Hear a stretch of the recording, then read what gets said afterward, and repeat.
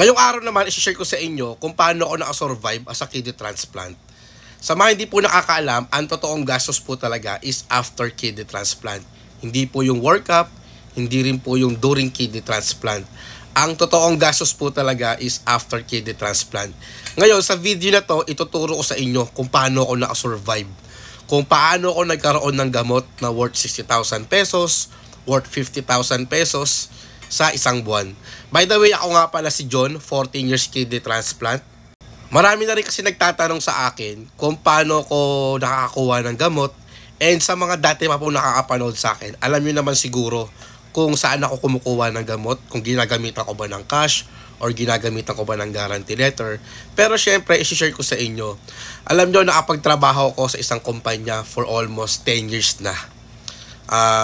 Nag-start ako ng 2012 until 2021, sa kung di ako nagkakamali, mga ganyan, 9 years ako nagtrabaho.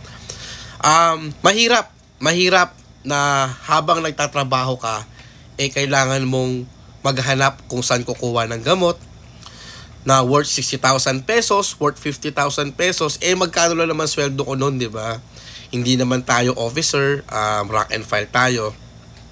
Kaya mahirap para sa akin at nagtatrabaho simula Lunes hanggang Biyernes. Alam niyo naman siguro, sa pagkukuha ng guarantee letter, kailangan talaga weekdays. Ngayon, paano ko napagsasabay yung pagtatrabaho ko at pagkukuha ng guarantee letter? Ang totoo po niyan, hindi ko po siya napagsasabay. Sobrang hirap po sa tulad ko na nagtatrabaho ng weekdays from 9 to 6 p.m. Kaya ang ginagawa ko, and alam naman to ng HR namin, alam din ng company namin, na palagi po akong uma-absent. Hindi po ako nakakabuo ng isang linggo na dire-diretso ang pasok. Siguro sa 1 week, palaging meron po akong isang absent dyan. Ngayon, minsan natatawa na yung mga ka-office mate ko kung bakit ako absent. Hindi talaga ako makabuo ng isang linggo. Kasi ang mindset ko po kasi noon, pinafile ko po siya ng leave. Kasi imagine, hindi naman kalaki yung sweldo ko sa araw.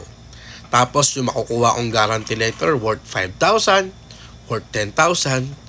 Kaya mas pinapriority ko yung pagkuha ng gamot at absent ako para doon. Kasi malaking bagay yung 10,000 pesos na kung gagamitan ko ng cash, nakakapanghinayang din, di ba? Pero hindi naman palagi may guarantee letter tayo at naglalabas po talaga tayo ng cash para makabili ng gamot.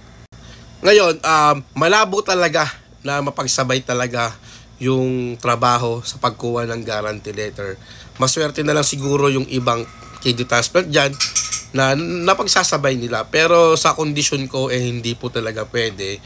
Kaya kailangan ko talagang umabsent. Sa awa ng Diyos, nakasurvive naman tayo. At syempre sa tulong ng pamilya ko at sa tulong din ng asawa ko, kaya nakakakuha tayo ng gamot. Ayun lang po, sana nakatulong tong video na to. And wag po kayo matakot.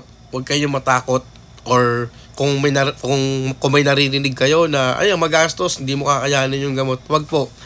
Ituloy nyo po yung kidney transplant nyo. And wag po kayo magda-doubt sa sarili nyo. Kaya nyo po yan. One at a time lang po. Na hindi naman po habang buhay or hindi naman po palagi kailangan nyo maglabas ng pera. Maniwala kayo sa hindi, 95% po ng gamot ko is galing po sa guarantee letter. Kaya wag po kayo mag-alala na iisipin nyo kung saan kayo kukuha ng panggastos nyo. At marami pong tutulong sa inyo. Andyan po ang gobyerno nandang tumulong sa inyo. Ingat po palagi, and God bless sa ating lahat.